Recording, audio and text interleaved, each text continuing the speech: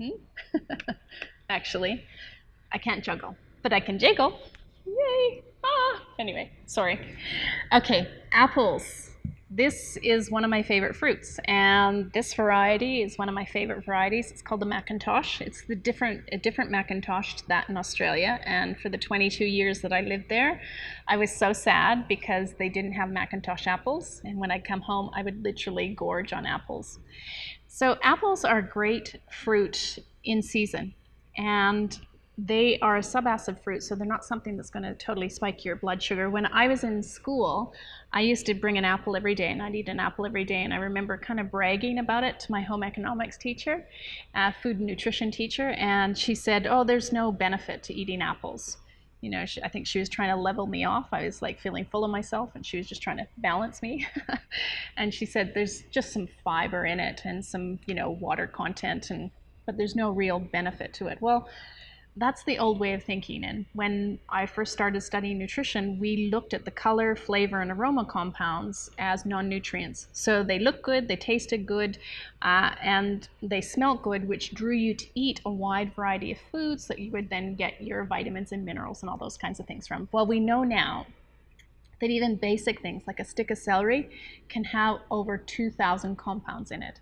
And it can literally have hundreds, if not thousands, of phytonutrients. And these substances are not non-nutrients. In fact, they're the most powerful things from protecting us against disease.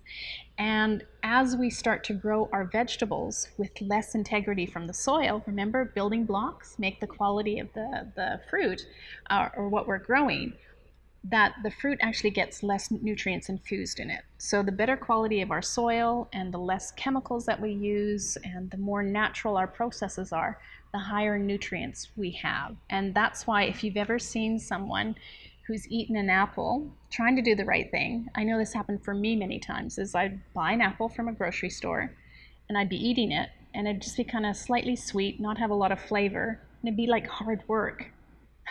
I was trying to do something good for myself, but it didn't actually taste that great. Have you ever had that experience? I know there's a commercial in Australia where they have kids, taking their apple to play cricket with as opposed to eating it. And you can understand why when they don't taste like that.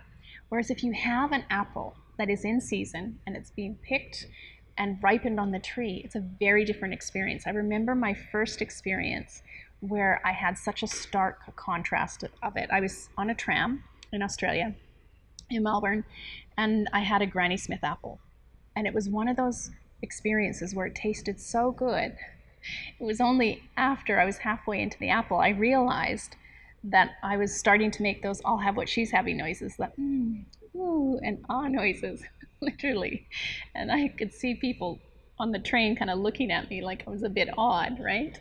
Anyway, that is what fruit in its natural state, when it's ripened properly, tastes like. It's just an amazing experience. It's a glorious experience.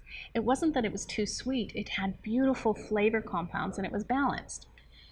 A lot of the fruit that we get, particularly in the big, supermarkets, can actually be stored up to 24 months. So they pick it green before it's actually had the chance to ripen on the tree. And remember, it's in the ripening process where most of the nutrients, those phytochemicals, are infused into a piece of fruit. And nature rewards us by this beautiful sweetness, to say, wait to do that on the tree.